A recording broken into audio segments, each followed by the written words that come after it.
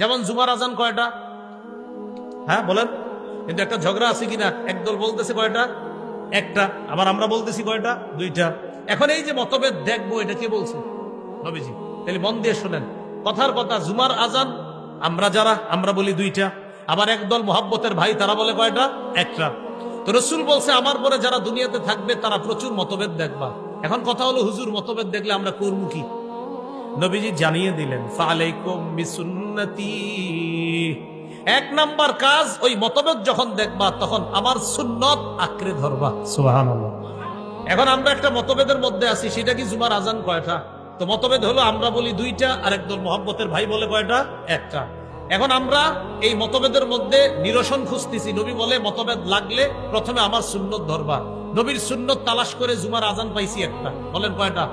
একটা। এবার নবী বলতেছে, ওয়াসুন্নাতিল খুলাফাইর রাশিদিনাল মাহদিয়্যিন, আমার হেদায়েত প্রাপ্ত খোলাফায়ে রাশেদার সুন্নত আঁকড়ে ধরবা। নবীর সুন্নতে পাইছি জুমার আজান একটা। এবার খোলাফায়ে রাশেদার সুন্নত, খোলাফায়ে রাশেদার মধ্যে প্রধান চারজন সাহাবীর মধ্যে একজন হযরত উসমান। হযরত উসমান জুমার দ্বিতীয় আজান চালু করছে। নবী বলছে মতভেদ যখন দেখবা, এক আমার সুন্নত ধরবা, দুই আমার সাহাবায়ে কেরামের সুন্নত ধরবা। নবীর সুন্নতে পাইছি আজান একটা, উসমানের সুন্নতে পাইছি আজান আরেকটা। অতএব নবীর সুন্নাহ মানা মানিও নবীর কথা মানা, উসমানের সুন্নাহ মানা মানিও নবীর কথা মানা। আর নবীজি বলছে আমার সুন্নত ধরো, সাহাবায়ে কেরামের সুন্নত ধরো। এখন বলেন তো, নবীর সুন্নত ধরবো, কথাটা কার? বলেন নবীর। আমরা মতভেদ দেখবো না দেখতেছি। তো নবী বলছে মতভেদ দেখলে এক নাম্বার আমার সুন্নত ধরো। এরপরে বলছে খোলাফায়ে রাশেদার সুন্নত ধরো। আচ্ছা বলেন তো, নবীর সুন্নত ধরতে হবে, কথাটা কার? নবীর।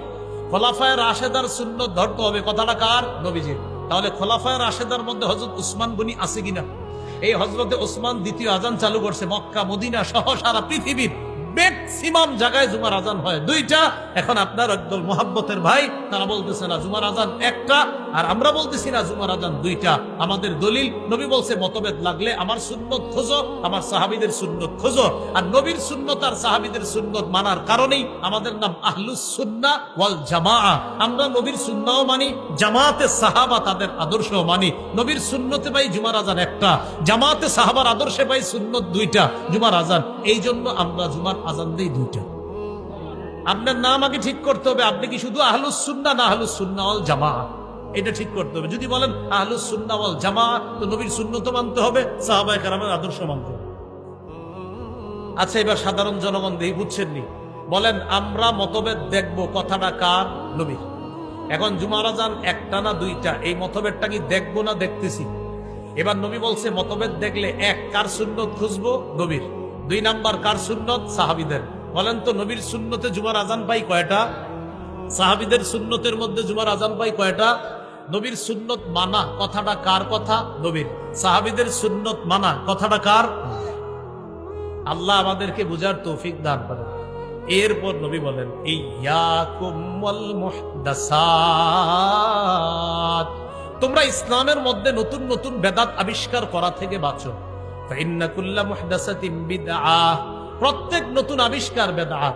নাসাইতে আছে ওয়া কুল্লা বিদআতিন দালালাহ, প্রত্যেক বেদাত হলো পথভ্রষ্টতা। ওয়া কুল্লা দালালাতিন ফিন্নার, প্রত্যেক পথভ্রষ্টতার ঠিকানা জাহান্নাম।